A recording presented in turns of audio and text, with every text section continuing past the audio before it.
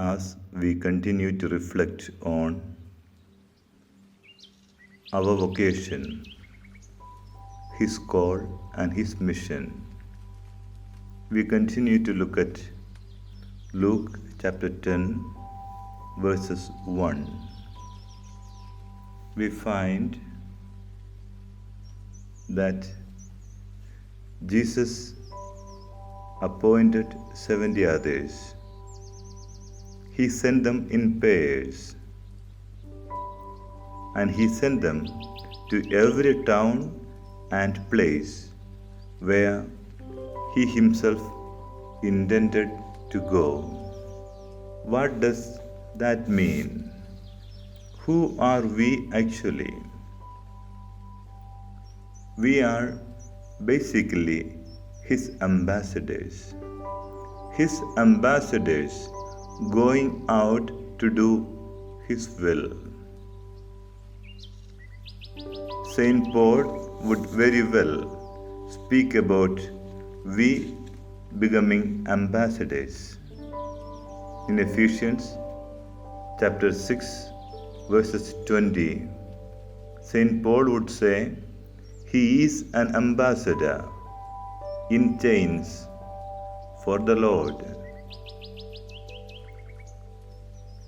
Further, we find in 2 Corinthians chapter 5, verses 20, that we are ambassadors of Christ. Therefore, what are our duties? What are our responsibilities as an ambassador? We have come not to fulfill our own purposes, our own mission. As we have seen, it is His call and His mission. We are only ambassadors to carry out what we are expected from Him. He expects that we become His agent wherever we are.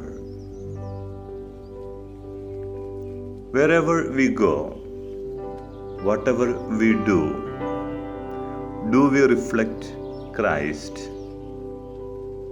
There is a saying, you may be the only gospel which some people may ever read. It is true.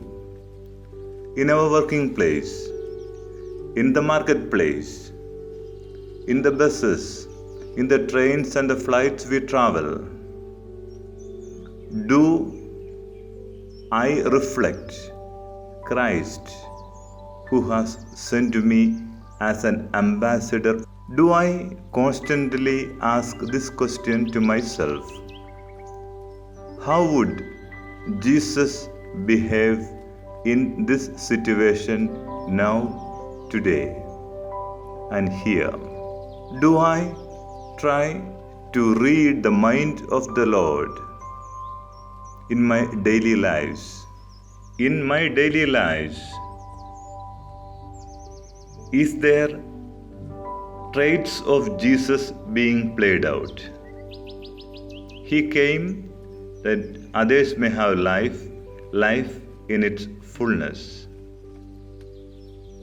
Wherever we are, do we encourage life? Do we become animators of peace? At times, people do not like our company. At times, they say, we do not want that person in our community, in our society. How is that? It is happening that way. Are we becoming ambassadors of Christ? Or are we becoming ambassadors of the evil one? We can very well check it out from the fruits that we produce. In the community where I am, how do people look at me? Am I becoming a source of inspiration, life, joy, and peace to the community? Irrespective of or in spite of all my weaknesses, all my shortcomings, do people accept me? Or am I becoming a cause of division, dissension, sadness? Am I becoming a person who becomes a hindrance in the ministry of the community?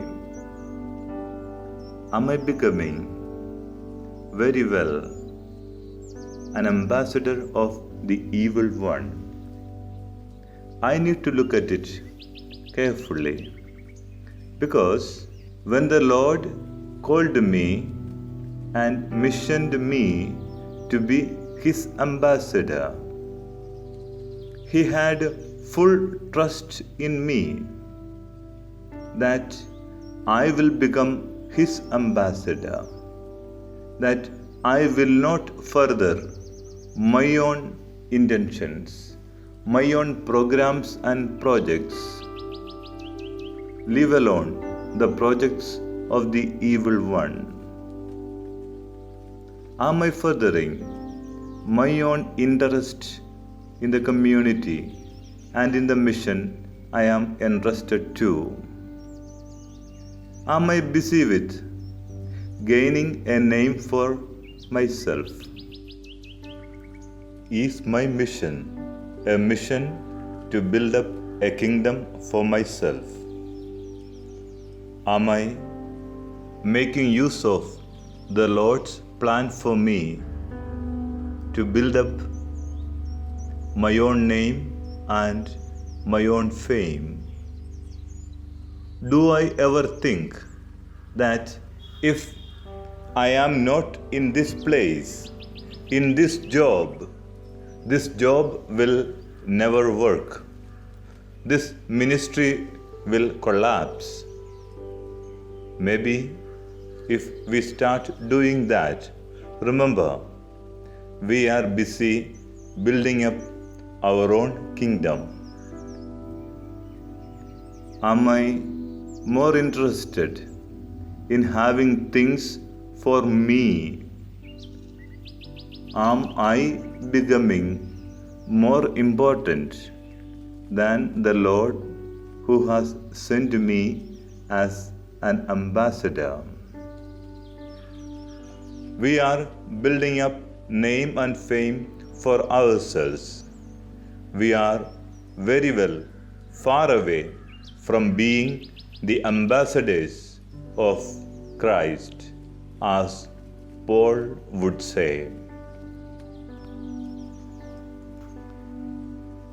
I need to look at critically. I need to evaluate my presence in my ministry, in my community, in the place wherever I am. This needs constant evaluation, or else we will fall back to play the master and not the ambassador. And retreat is a time to look back and see whether we are gradually trying to be the masters, gradually trying to show that we are in charge, that everything depends on us.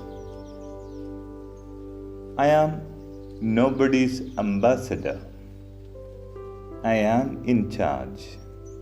When we know that we are ambassadors, we will have the humility to take recourse to the co-ambassadors who are with us on the same mission, with a particular purpose and charism. We will not find the others in the community or in the mission a threat to us. There would be no need for me to prove to others my worthiness, because I am not their ambassador. My master is the Lord, who has called me and missioned me. In this way, if we evaluate our actions, at times we may realize that we may be in a hurry, or we may be in a mighty struggle to fulfill or to please other ambassadors rather than doing the will of the Master who has commissioned us. We need to look intently and see whether I am becoming an ambassador or I am becoming a master.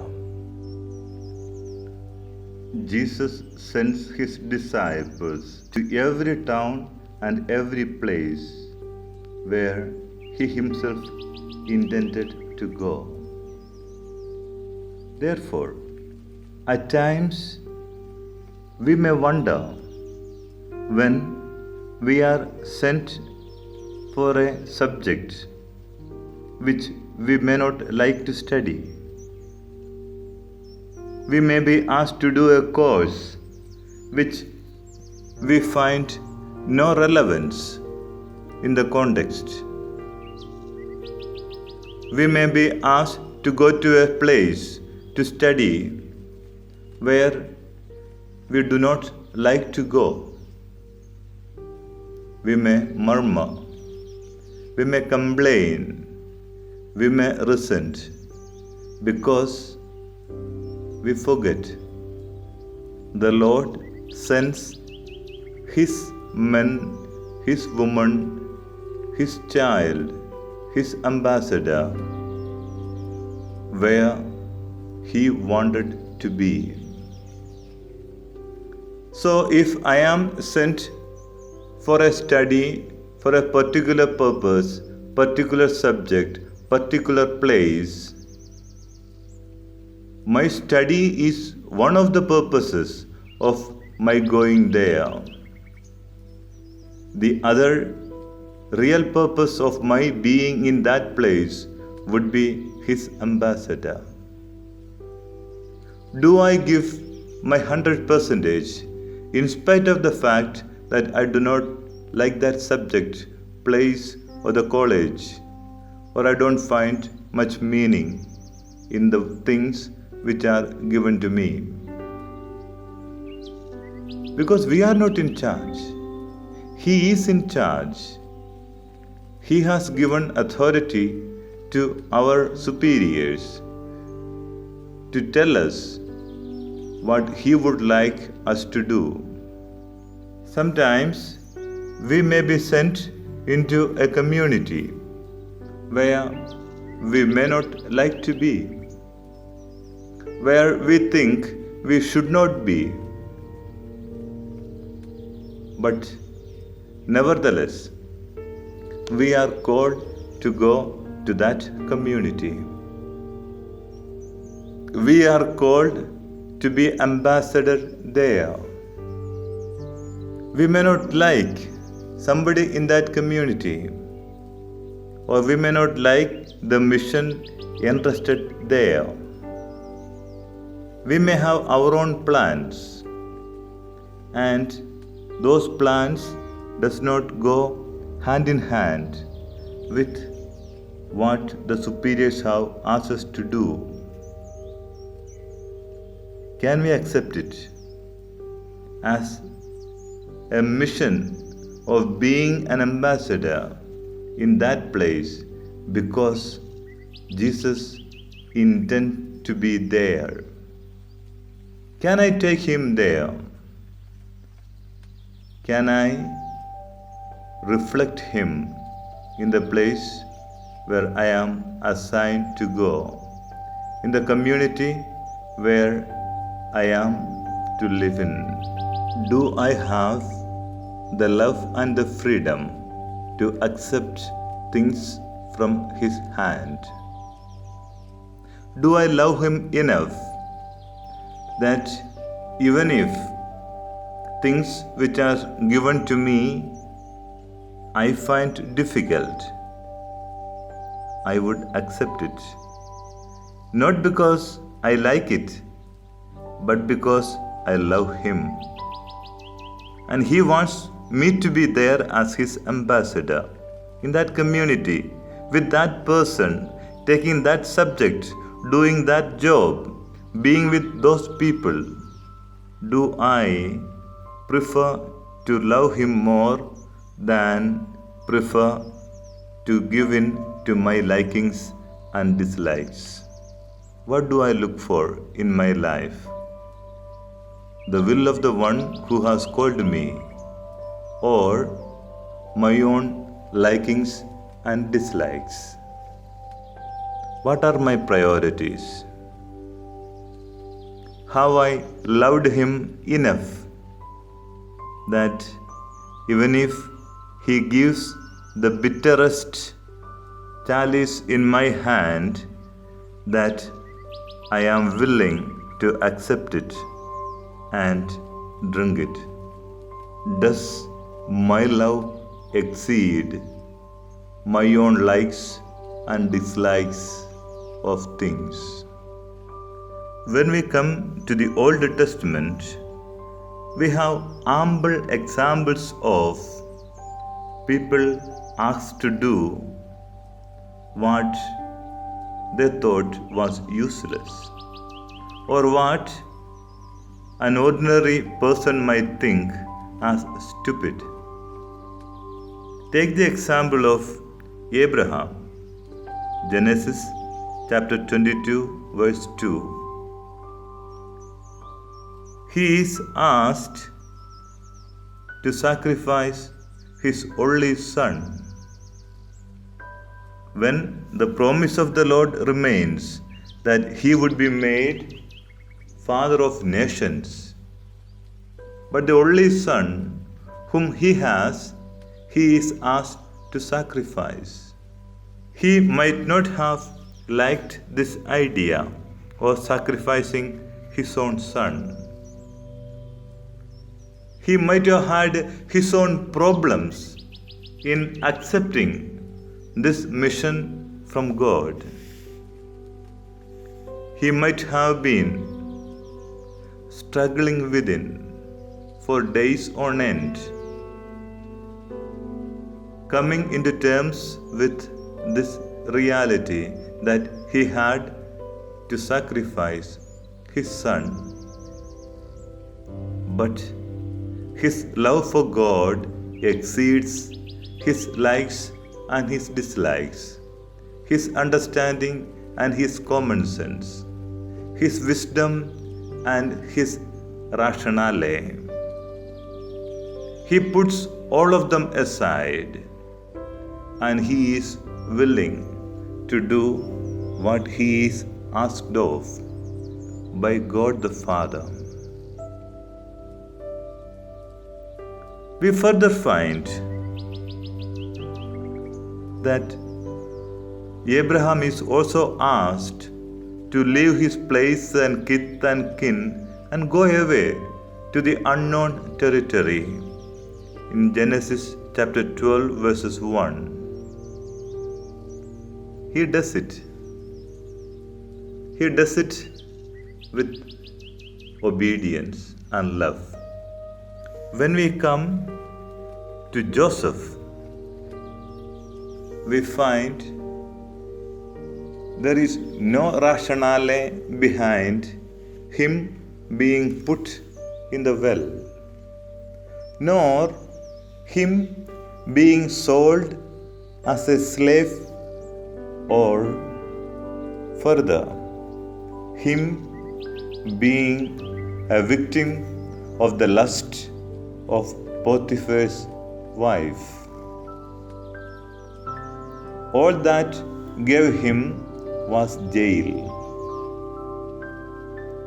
What could be a reasoning person's reaction be? Frustration, disappointment, maybe, if possible, try to commit suicide. That is the tendency today. When things do not go according to my plan, according to my wish, according to what I think right, I quit. Some people might quit life in itself, or some people might quit religious life, thinking they can do better outside. If we cannot love Christ, the one who called us, and to accept uncertainties, things that are beyond our intellect, from His hand, even if we live the religious life, go out, we can be sure we will not be a better person. In our communities, the Lord has sent us there to be His ambassador, so that we, being there, being His ambassador in that community, we not only do the mission entrusted to us as we do the mission outside the community, we also in the community become ambassador of Christ to the community members. When the others are in need, can I be Christ's ambassador to them? On the one hand, we acknowledge everyone in the community is an ambassador, missioned by the Lord, called and sent. On the other hand, we do realize, though being ambassadors, we have our own limitations, our own failures, our own shortcomings. God does not call the perfect beings for His mission. He calls us imperfect beings to do His mission. He calls and enables us to do His mission with all our difficulties, all our frailties, all our shortcomings. We need to realize, accept that, and look at others with the same compassion with which our Master and Lord looks at us. He looks at me in compassion. Even when I disobey Him, even when I go astray, even when I cease to become His ambassador, He does not condemn me. He does not take away the call He has missioned me with. He continues to put His trust in me. Do we show that same understanding with our community members, our co-ambassadors for Christ's mission? Do we have at least the humility to accept that I am an ambassador of Christ, but sinful and fragile? If I accept that to myself and in front of the Lord, that will give me the courage to accept others in the community as ambassadors, but as fragile, as sinful, and as weak as I am. That is my call. That is my call to further the mission of Christ, knowing very well we all are companions on a mission. Nothing more, nothing less. Therefore, remember, the companions who are with us is given to us. They are not chosen by us. They are not people whom we like and therefore they are there. No. They are people given to us by the same Lord who has made me his ambassador. Therefore, we have no right to discriminate between the ambassadors. Therefore, we have no right to tell or find fault with others. We may correct them. We may facilitate their carrying out their mission. But who are we to condemn? When we condemn, when we belittle others, when we gossip about others, remember, we are doing it against the one who has called each one of them. We are going much further, not respecting our own calls, not even respecting our and their master. Our responsibility is to help those who are in the community to be better ambassadors of Christ, as we ourselves become ambassadors of Christ.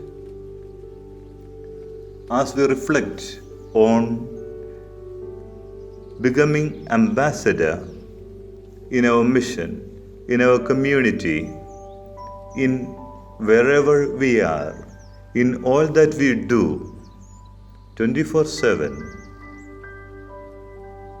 the following might help us for our further reflections.